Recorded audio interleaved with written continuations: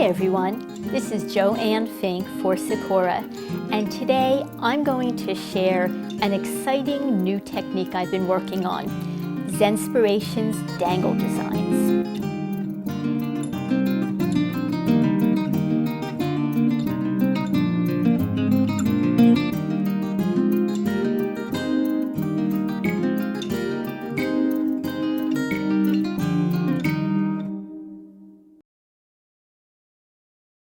I'm sure some of you are wondering, what on earth is a dangle design?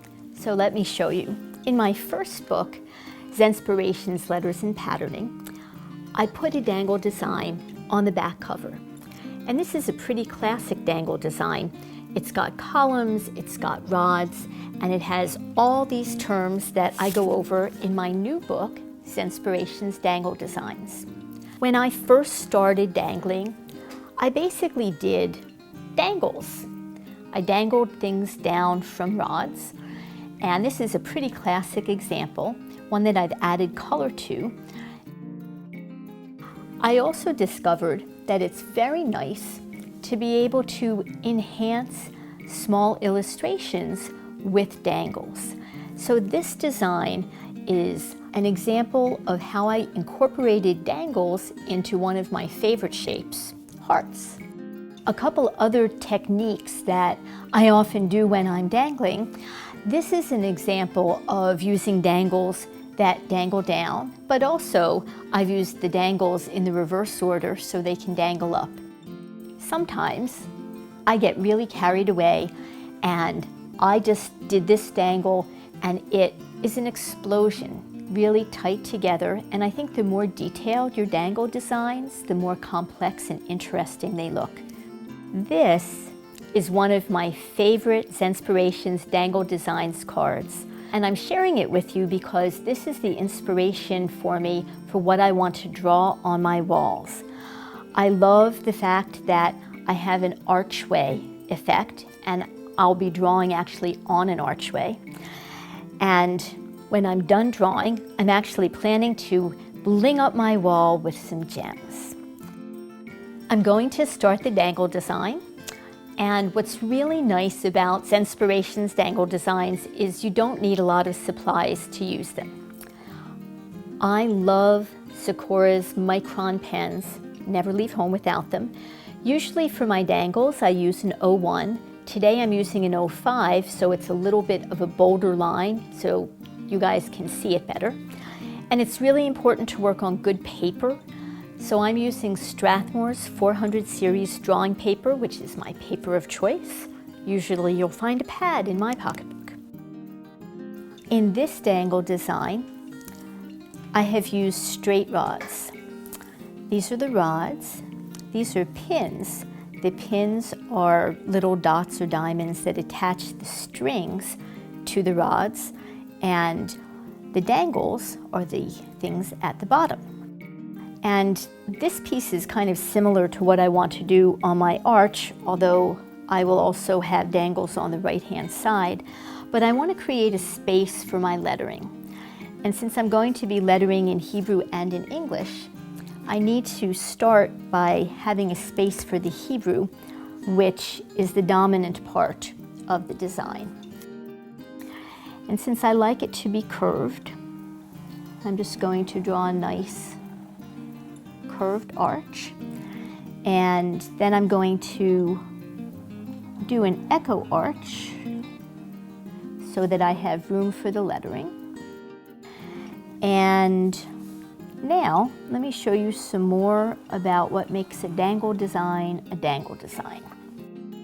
So this is a pin. A pin is a small circular or diamond piece, and it attaches the string to the rod.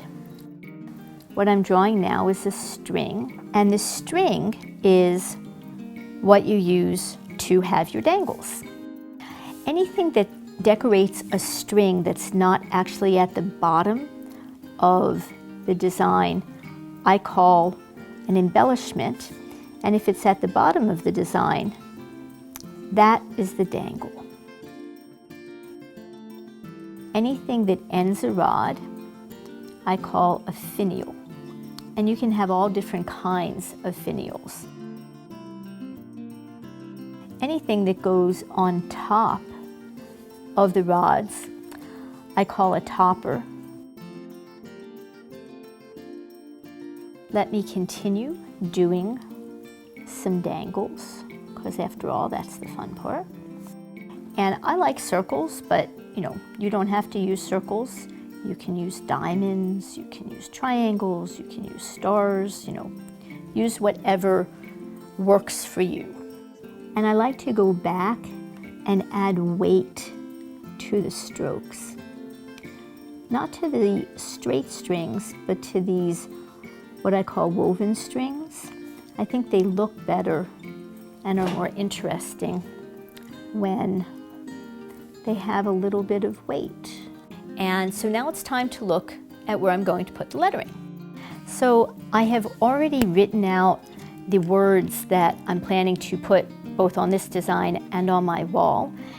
And the reason that I write Hebrew backwards, which is not really necessary when I'm using these Higma calligrapher pens, but is really important when you're using ink, is that as a right-handed calligrapher, I don't want to get my hand in the ink because I'll smear it. So that's why, even though Hebrew is read from right to left, I always write it the way I write English, from left to right. Now I need to plan out where the English is going to go.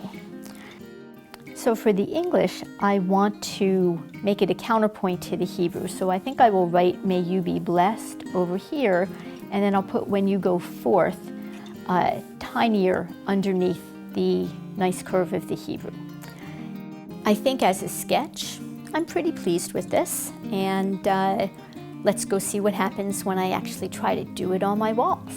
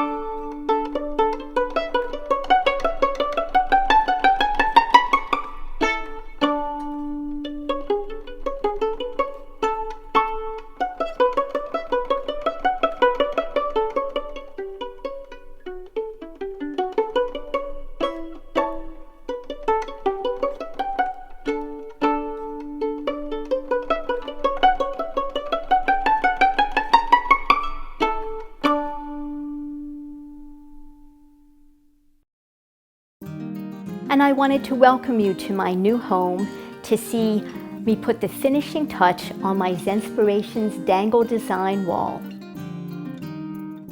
I spent a couple days planning and drawing my new Zenspiration Dangles designs, and I'm really happy with them. I added gems to give it a little bit of sparkle.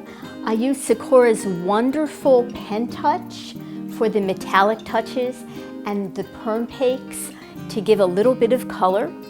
And then I blinged it up, and I hope it will be a great decorative piece in my home for years to come. So I have one last piece that I want to add to the wall to finish off my Zenspirations Dangles designs.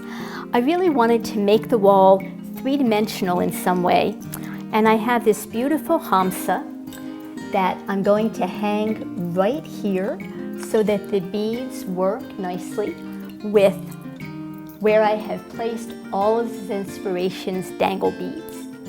And the last piece of the design is taking my black pen touch and connecting the dangle all the way down. I'm so glad you could join me to put the finishing touch on my Zenspirations Dangles Design archway. I hope you'll try this at home. I had lots of fun. Happy dangling.